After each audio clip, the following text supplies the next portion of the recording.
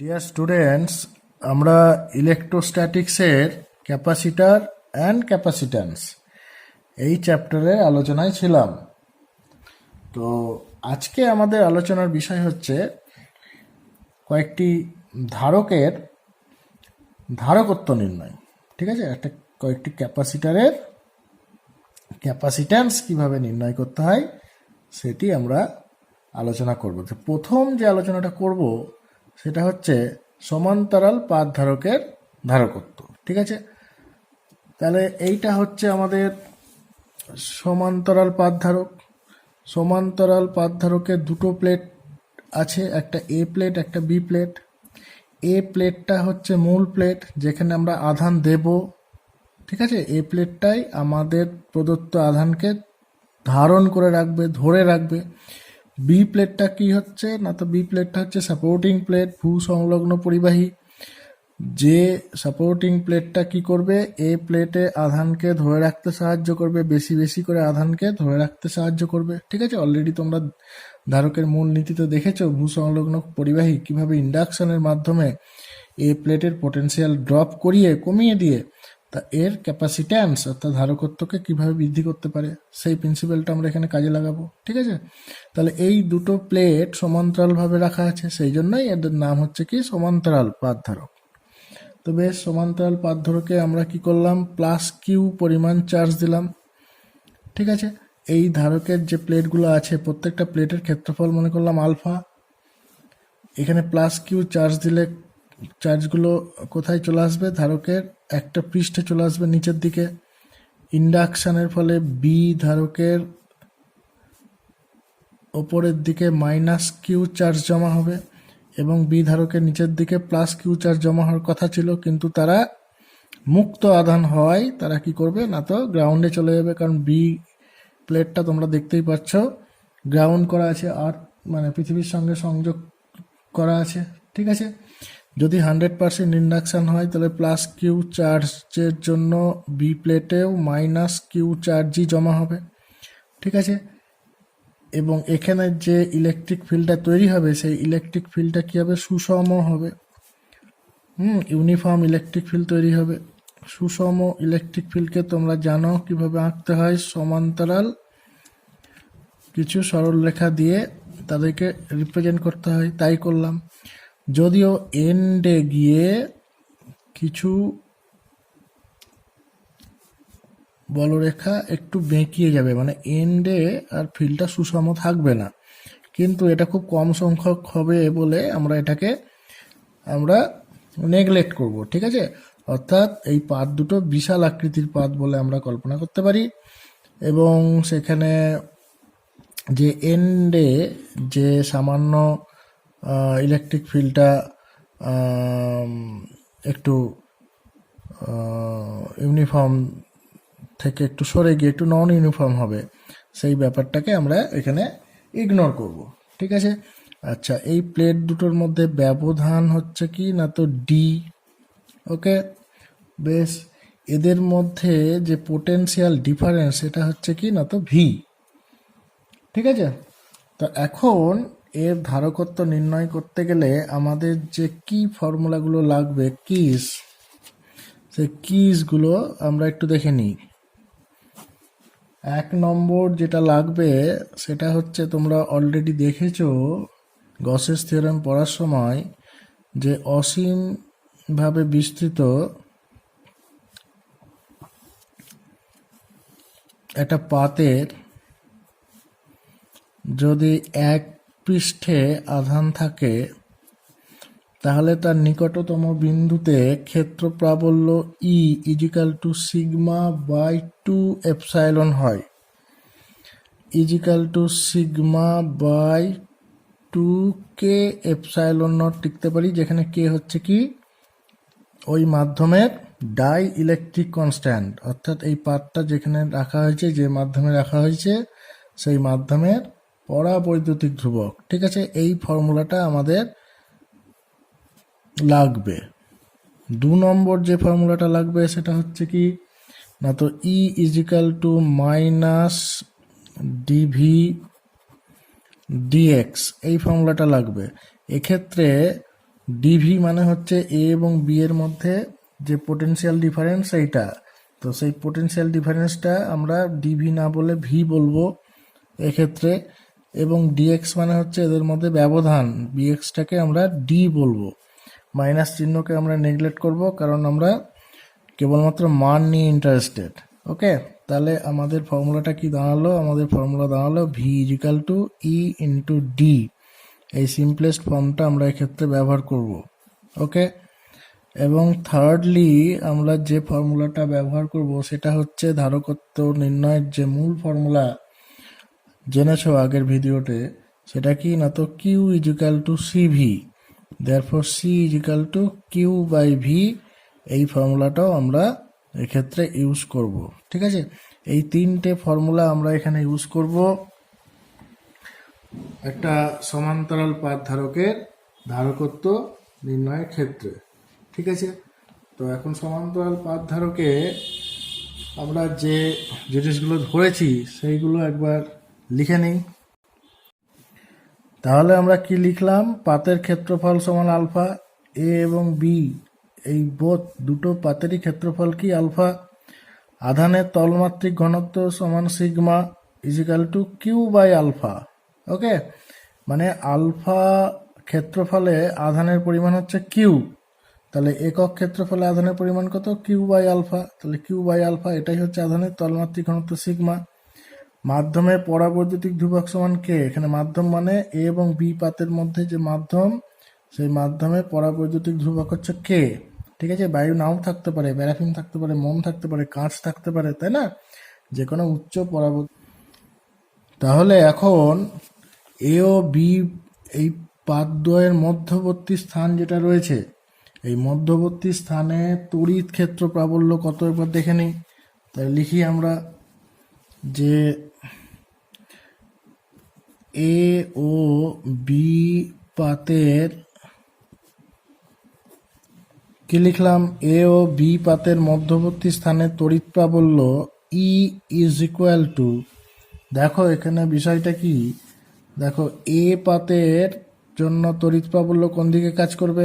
নিচের দিকে কাজ করবে, তাই না, এটা পজিটিভ। ওকে, তাহলে এ পাতের জন্য তড়িৎ প্রাবল্য কত হবে? ফর্মুলাটা কি জানো তোমরা? 1 নম্বর ফর্মুলা এই যে দেখেছিলাম, sigma by 2k epsilon not. দেখতে পাচ্ছ?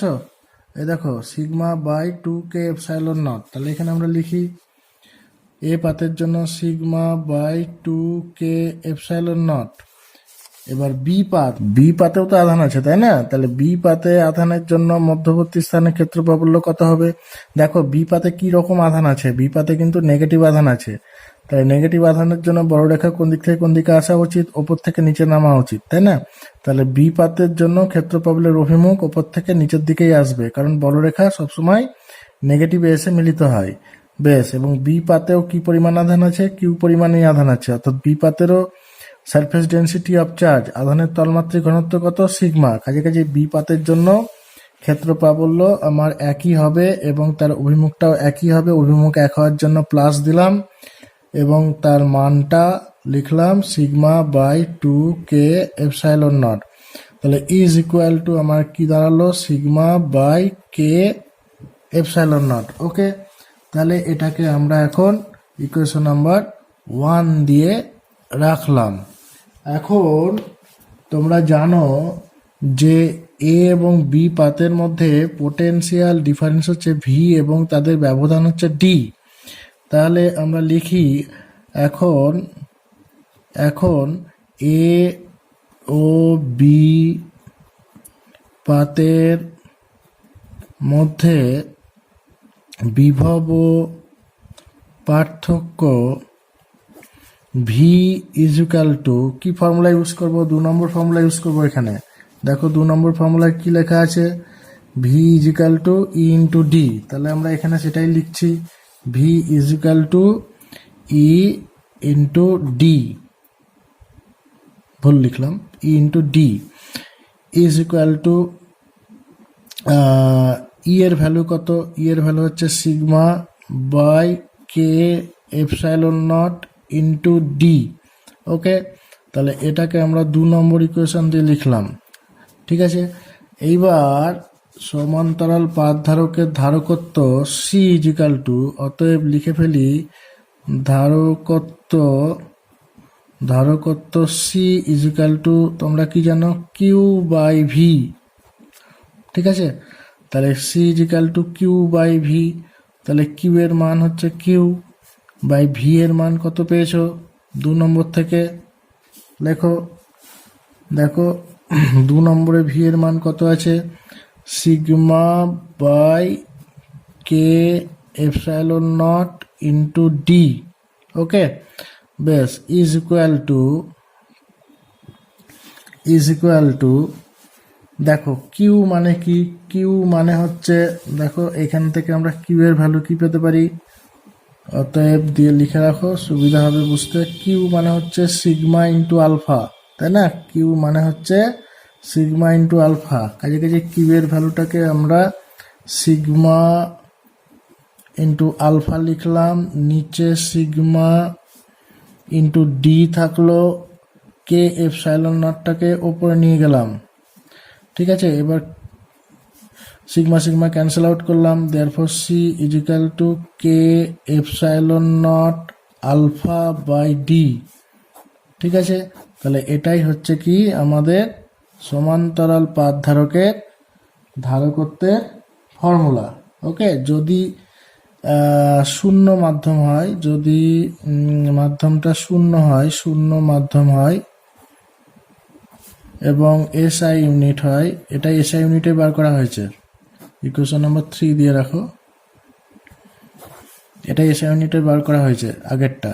এটা যদি শূন্য মাধ্যম হয় তাহলে কে এর মান কত হয়, কে ইজিক্যাল টু 1 হয়, দেয়ারফর সি ইজিক্যাল টু দাঁড়িয়ে যায়, দেয়ারফর সি ইজিক্যাল টু হয় আমাদের, দেখো কে এর মান 1 বসিয়ে দাও, তাহলে কত হবে না, তো epsilon naught alpha by D, যদি এটা শূন্য মাধ্যম হয়।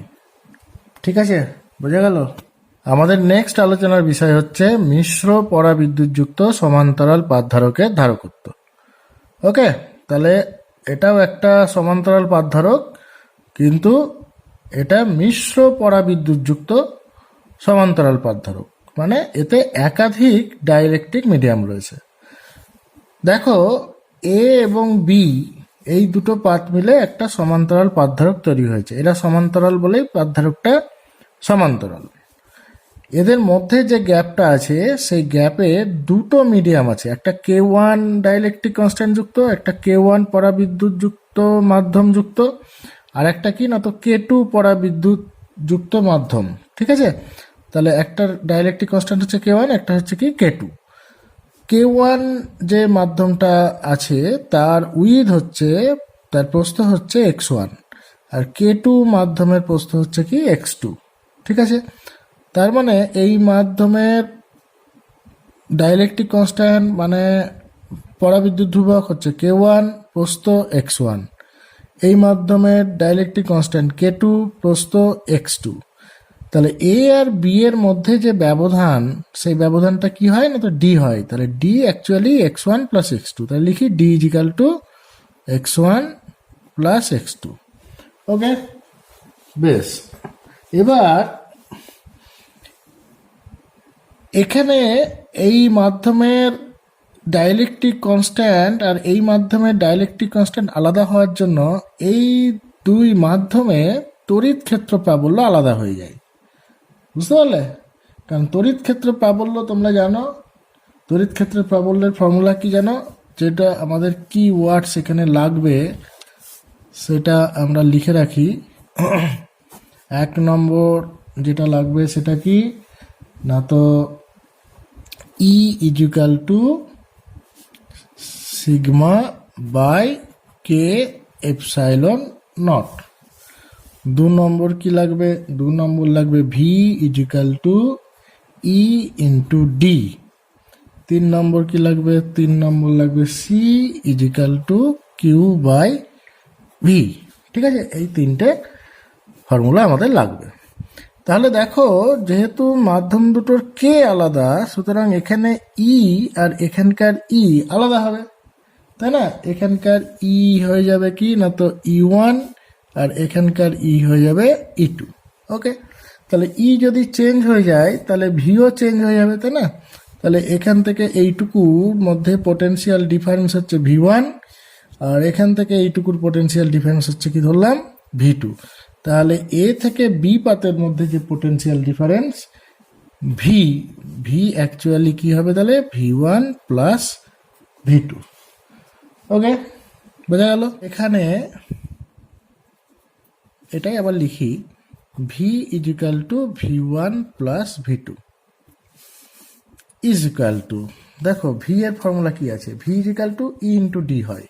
তাহলে আমরা কি লিখব প্রথম পাতের জন্য, ই মানে কি E1 আর ডি মানে কি X1। তাহলে লিখে ফেলি, এখানে লিখব কি না তো E1 X1 প্লাস V2 মানে একই formula V is equal to E D অনুযায়ী V2 মানে কি লিখব, এখানে ই কত E2 আর এখানে ডি কত X2, তাহলে V2 is equal two E2 into X2। তাহলে লিখে ফেলি V2 জায়গায় লিখব E2 into X2। Okay, E is equal to sigma by K epsilon. তাহলে এখানে আমরা লিখি E1 এর জায়গায় কি লিখব না তো সিগমা বাই কে এপসাইলন, এখানকার কে কত K1। তাহলে কি লিখব K1 ইন্টু এপসাইলন ওপরে X1 প্লাস E2 মানে কি লিখব সিগমা বাই K2 এপসাইলন। ঠিক আছে, দেখো এখানকার ডাইরেক্ট্রিক কনস্ট্যান্ট কত K2, সেই জন্য এখানে K2 লিখলাম, K2 by epsilon naught into X2। Okay, তাহলে আমাদের পাশে করি, এটাকে ইকুয়েশন নাম্বারগুলো দাও, এটাকে 1 নম্বর ইকুয়েশন, এটাকে 2 নম্বর ইকুয়েশন। এবার আমরা জানি সি ইজ ইকাল টু কি জানি Q by V. Okay, is equal to Q মানে কি, কিউ মানে হচ্ছে sigma into alpha by V কত পেলে, ভি পেয়েছি আমরা বলো sigma by K1 epsilon naught into X1 plus sigma by K2 epsilon naught into X2। Okay, তাহলে ইজ ইকুয়াল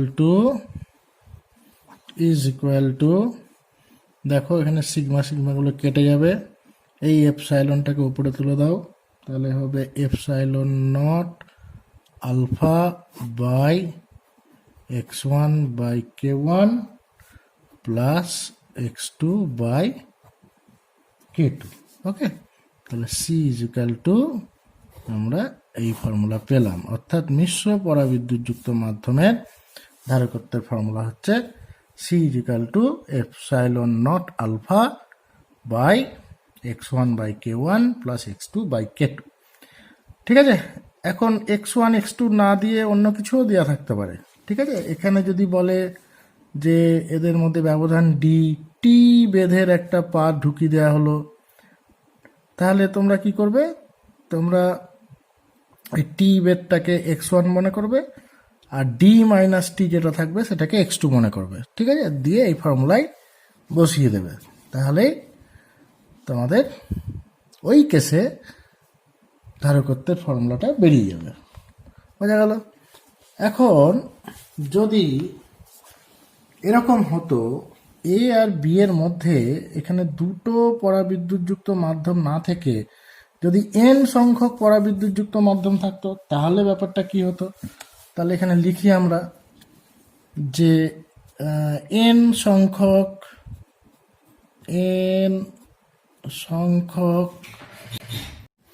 তাহলে কি লিখলাম, এন সংখ্যক পরাবিদ্যুৎযুক্ত অঞ্চল হলে, অর্থাৎ এই যে ব্যবধানটা আছে এই ব্যবধানে যদি এন সংখ্যক পরাবিদ্যুৎযুক্ত মাধ্যম থাকতো, ডাইলেকট্রিক কনস্ট্যান্টযুক্ত মাধ্যম থাকতো, অর্থাৎ এন সংখ্যক বিভিন্ন মাধ্যম থাকতো, যাদের জাইরেট্রিক constant K1 K2 K3 dot dot dot Kn যদি হয়, তাহলে এই ব্যবধানটা n সংখ্যক ভাগে ভাগ হতো, তাই না?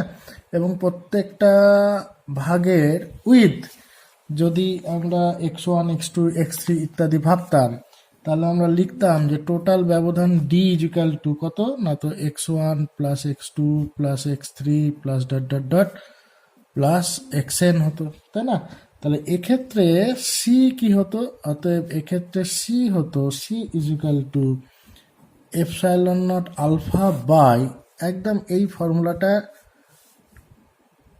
কে রেখে মাথায় রেখে আমরা লিখছি কি হতো না, তো x1, এই যে ফর্মুলাটা x1 by k1 plus x2 by k2 plus x3 by k3 plus dot dot dot plus xn by km।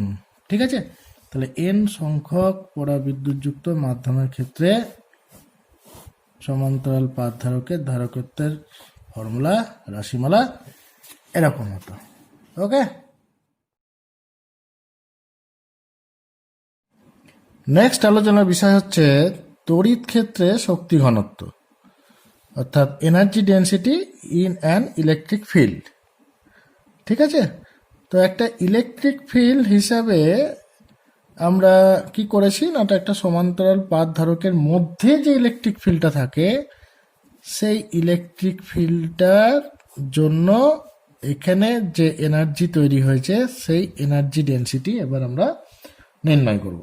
ওকে, তো এখন আমাদের এই এনার্জি ডেন্সিটি বার করতে গেলে যে ফর্মুলাগুলো আমাদের লাগবে কিস, সেইগুলো আমরা একটু দেখে নিই। নাম্বার ওয়ান যেটা লাগবে, নাম্বার ওয়ান লাগবে আমাদের ভি ইজিক্যাল টু ইডি, এই ফর্মুলা লাগবে। নাম্বার টু, সমান্তরাল পাত ধারকের যে ধারকত্বের ফর্মুলা একটু আগে তোমরা দেখলে, সেই ফর্মুলাটা লাগবে সি ইজিক্যাল টু, যদি শূন্য মাধ্যম হয় তাহলে epsilon naught alpha by d হবে, আর যদি শূন্য মাধ্যম না হয় তাহলে k epsilon naught alpha by d. আমরা শূন্য মাধ্যম লিখলাম, তাহলে epsilon naught alpha by D. ঠিক আছে, in vacuum SI unit in vacuum. Okay, আর 3 নম্বর যেটা লাগবে আমাদের সেটা হচ্ছে কি না, তো একটা ক্যাপাসিটারের অর্থাৎ একটা ধারকের যে এনার্জি, সেই এনার্জির formula U equal to half C V square. এই 3টে ফর্মুলা আমাদের এক্ষেত্রে লাগবে। ঠিক আছে, তাহলে চলো শুরু করা যাক। দেখো যে আমরা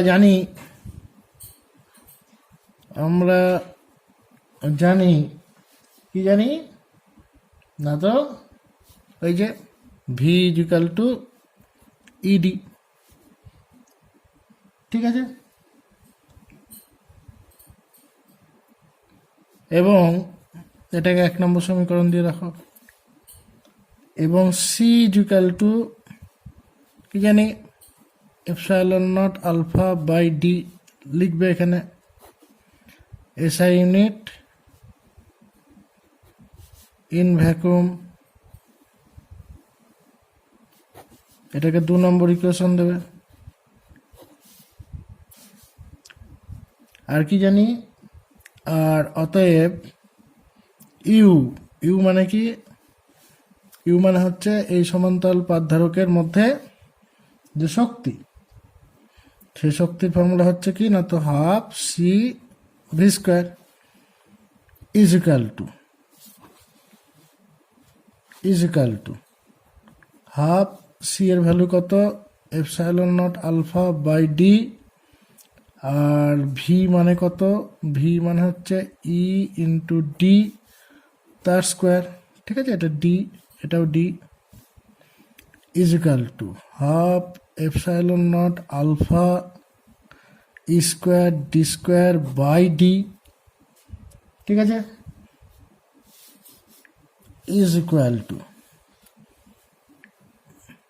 half epsilon naught alpha square D, একটা ডি কেটে গেল, ইকুয়েশন নাম্বার 3 হলো। ঠিক আছে, অতএব এনার্জি ডেন্সিটি মানে শক্তি ঘনত্ব মানে প্রতি একক আয়তনের শক্তি, অতএব শক্তি ঘনত্ব মানে প্রতি একক আয়তনের শক্তি, এটাকে ছোট হাতের ইউ লিখলাম, U equal to capital U by তার আয়তন। ঠিক আছে, এর আয়তন, আয়তনকে তো ভি ধরা যাবে না, ভিকে তো পোটেনশিয়াল ডিফারেন্স ধরেছি, কাজে কাজে আয়তনকে তোমরা যা আয়তন হয় সেটাই লিখে দাও, মানে এর ক্ষেত্রফল হচ্ছে আলফা, এর ক্ষেত্রফল হচ্ছে আলফা, আর এদের মধ্যে ব্যবধান হচ্ছে ডি, তাহলে এর আয়তন কত, আলফা ইন্টু ডি, তাহলে আমরা লিখে দিই আলফা ইন্টু ডি, তাহলে ইজ ইকুয়াল টু ইউ এর ভ্যালু কত পেয়েছো, উপরে half epsilon naught alpha square D by alpha into D, অতএব ইউ ইজ ইকুয়াল টু, বুঝতে পারছো তো, তাহলে half alpha alpha cancel out হয়ে গেল, এই ডি ডি ক্যান্সেল আউট হয়ে গেল, তাহলে কত হচ্ছে এপসাইলন নট পড়ে থাকলো আর স্কোয়ার পড়ে থাকলো। ঠিক আছে, তাহলে শক্তির ফর্মুলা হচ্ছে কত, শক্তি ঘনত্বের ফর্মুলা হচ্ছে কত না, তো হাফ এপসাইলন নট স্কোয়ার। ঠিক আছে, এটা হচ্ছে 4 নম্বর।